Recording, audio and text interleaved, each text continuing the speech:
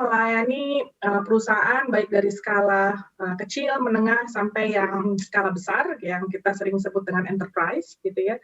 Dan dari sisi apa sih yang kita offer gitu ya secara produk, tentunya kalau kita lihat sekarang juga ya, bagaimana percepatan digital, akselerasi digital itu membuat semua perusahaan harus bertransformasi.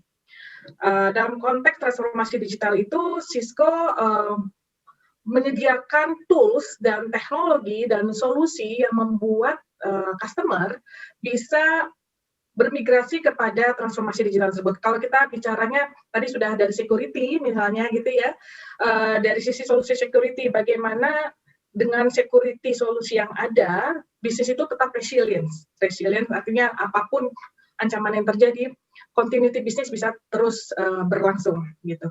Itu dari sisi security. Kita juga memberikan solusi kalau seperti yang kita lakukan sekarang kolaborasi dengan sejak pandemik ini tidak terjadi di dalam lintas organisasi tapi lintas perusahaan, dalam lintas yang lebih besar lagi. Nah, dari sisi kolaborasi itu tidak hanya untuk video conferencing, tapi juga untuk kita sekarang punya satu aplikasi yang bisa mengakomodasi semuanya, baik meeting, calling, dan texting. Itu yang mungkin orang-orang sering mendengar dengan Cisco Webex gitu ya. Itu kolaborasi. Aspek lain yang bisa juga mendukung ke arah digital transformation adalah bagaimana kita membantu customer untuk bermigrasi kepada cloud journey-nya mereka. Bagaimana strategi cloud-nya itu bisa lebih teroptimalisasi. Jadi juga ada infrastruktur. Jadi kalau Cisco mungkin dikenal dengan infrastruktur portfolionya gitu ya. Kita bicara mengenai switching, routing dan lain-lain. Tapi kita juga sudah mulai mengarah kepada software. Jadi karena kita percaya ke depan itu kita melihat pertumbuhan aplikasi digital gitu ya, yang tadi transformasi akan semakin meningkat. Jadi bagaimana sih supaya experience customer semakin baik gitu ya, bagaimana keamanan semakin baik. Jadi kalau kita lihat portofolionya memang cukup luas gitu. Jadi tergantung memang kebutuhan karena mungkin perusahaan yang skala menengah, kecil, dan besar masing-masing memiliki prioritas yang berbeda. Oke, nah tapi sebagai negara yang masih berkembang saat ini begitu kan, sebetulnya tantangan apa sih yang dirasakan oleh Cisco sendiri untuk mengembangkan sayapnya di Indonesia? Ya, mungkin tantangannya kalau kita kembali lagi kepada readiness dari digital gitu ya, atau kita juga sering sebut maturity gitu ya. Kita melihat memang masih dibutuhkan banyak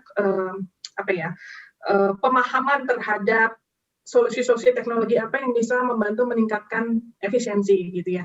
Karena kan negara kita ini sangat besar gitu ya. Kalau kita bicara sektor-sektor lah ya seperti e-commerce yang sedang booming sekali gitu ya. Kemudian kita bicara healthcare, kita bicara edukasi, banyak manfaat yang bisa diberikan dengan solusi teknologi itu yang menjembatani tadi gitu ya. Jadi kita sering menyebut we are the bridge gitu ya. Jadi karena kita bisa memfasilitasi tadi sehingga benefit dari teknologi bisa dinikmati. Salah satu contoh yang cukup real adalah kita melihat dengan COVID-19 ini, di mana tenaga medis cukup